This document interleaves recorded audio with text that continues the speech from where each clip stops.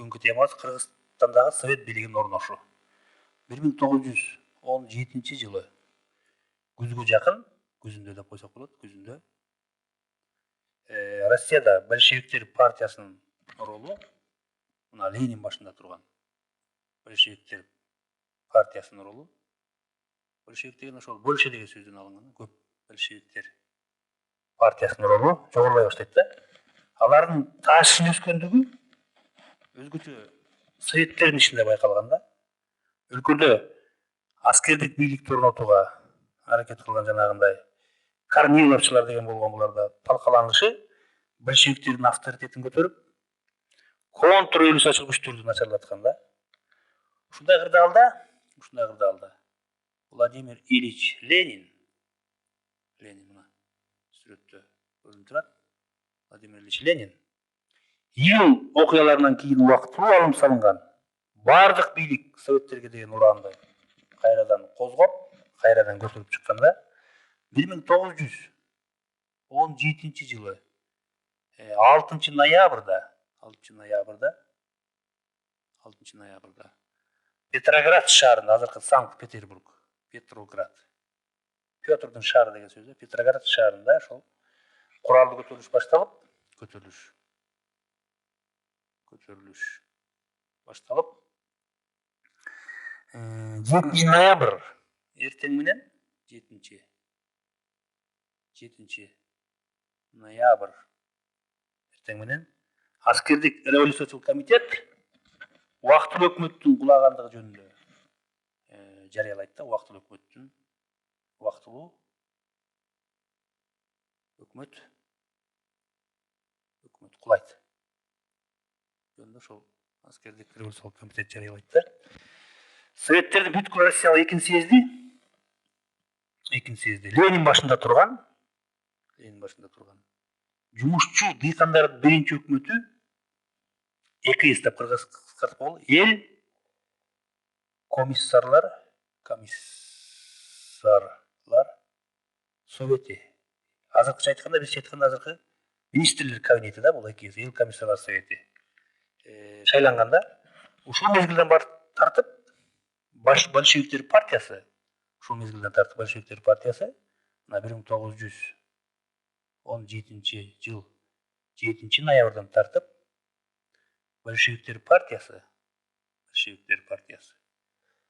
башкаруучу партияга айланат.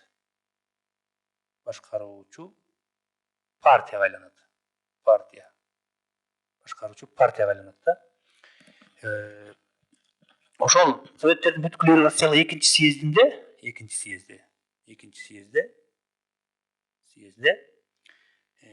тынчтык жана жер жөнүндө декрет кабыл алынат да.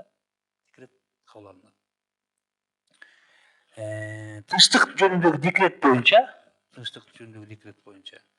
жалпы демократиялык тынчтык келишимин түзүү программасы иштелип чыгат. Чыкканда жер жөнүндөгү декрет боюнча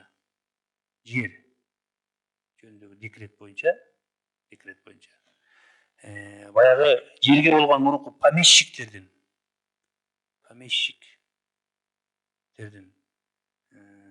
менчиги жоюлуп, анын мамлекеттин байлыгы катары дыйкандарга бекер таратып беришкен. Пайдалануу үчүн бекер таратып беришкен да. Кыргызстанда болсо совет бийлигин орнотуу өтө оор шарттарда жүргөн. Кыргызстанда совет бийлигин орнотуу оор болгон. Эң биринчилерден болуп, Кыргызстанда совет бийлиги 1917 жылы декабрь айларында Сүлүктү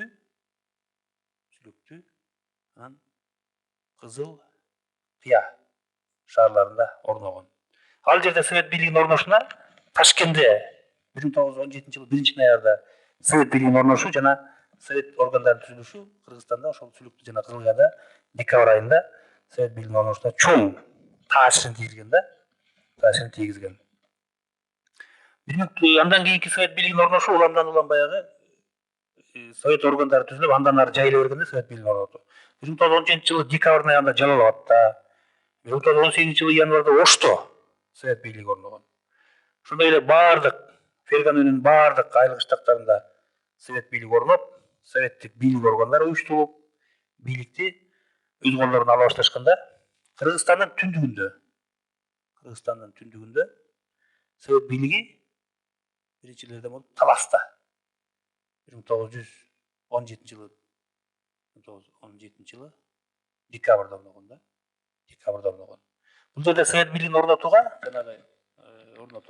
Ташкент, Улуу Ата темир жолунун жумушчулары жана жанагы Улуу Ата шаарындагы аскер гарнизону өтө чоң жардам көрсөтүшкөн да. Бишкек шаарында совет бийлигин орнотуу өтө курч кырдаалда өткөн. 1918 жылы 5 январда өткөн Пишпек уездин советтердин съездинде бул аймакта совет бийлиги орногондугу жарыяланган. Бишкекте совет бийлиги 1918 жылы 5 январда орногон. Пржевальск, андан ары түндүк Кыргызстанда. Пржевальск, азыркы Каракол. Нарын аймагында совет бийлигин орнотуу курч кырдаалда өткөн. Анткени бул аймактын калкы совет бийлигин орнотууга жардам берилүүнү сурап, Жети Суу облустук жана Пишпек уездик советтерге кайрылып жардам сурашканда, нарын кыргыздарынын жанагыдай тилектештиги чакыруусу боюнча Нарындан Токмок шаарынан Дубовицкий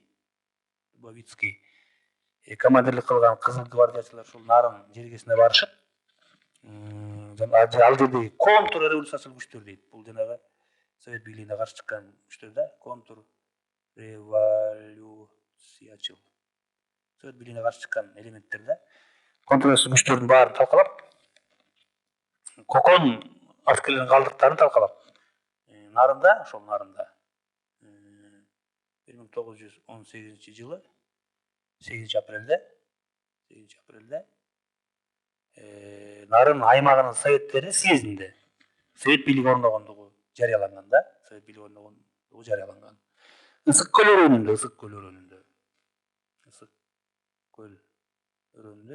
өзгөчө могу Пржевальск, Түп деген айыл, мурунку Преображенская айылы. Теплоключенко. Азыркы Аксуу деген айылдарда, бай жанагы келгин бай орус дыйкандары, казак орустар көп болгондуктан, алар совет бийлигин орнотууга катуу каршылык көрсөтүп, жан далбастап, өзүнүн байлыгын сактап калууга аракеттенишип, алар совет бийлигин орнотууга каршы активдүү чыгышкан да. Бул жерде контрреволюциячыл күчтөр басуу 1918 жылдын июнь айына чейин созулган. Себеби деген бул жерде мына азыр ошол убакта да мына аттары Пржевальск, мына орустун улуу окумуштуусу жана саякатчысынын атынан коюлган. Түп болсо мурун Преображенский деген ат менен атактуу белгилүү болуп, кийин Түп болуп өзгөрдү. Теплоключенко. Мына ушул аймактарда жанагы мен жогоруда айтып кеткен бай зажиточный кылып коткорчу, ошондой бай орустар көп болгондуктан совет бийлигин орнотуу өтө курч мүнөздө өтүп, июнь айына чейин созулган да. Анан 1918 жылы 26 июнда Пржевальскийдеги убактылуу өкмөттүн бийлиги жанагы Верный деген шаар, азыркы Алматы шаары, Верный шаарынан келген кызыл гвардиячылардын жардамы менен убактылуу өкмөттүн бийлиги жоюлат дагы. Ошол 1918 жылы 26 июнда Пржевальск, азыркы Каракол шаарында совет бийлиги орноп, бийлик советтердин колуна өткөн да. Жыйынтыгында ошол 1918 жылдын орто ченинде бүткүл Кыргызстан аймагында совет бийлиги орноп бүткөн. Совет бийлигинин орношу менен ал жерде советтер түзүлүп, советтик башкаруу системасы түзүлүп, анан баягы большевиктер партиясынын башында Ленин башында турган ошол большевиктер партиясы бүткүл Россиянын аймагында, ошонун ичинде Кыргызстанда дагы өзүнүн бийлигин орнотушкан.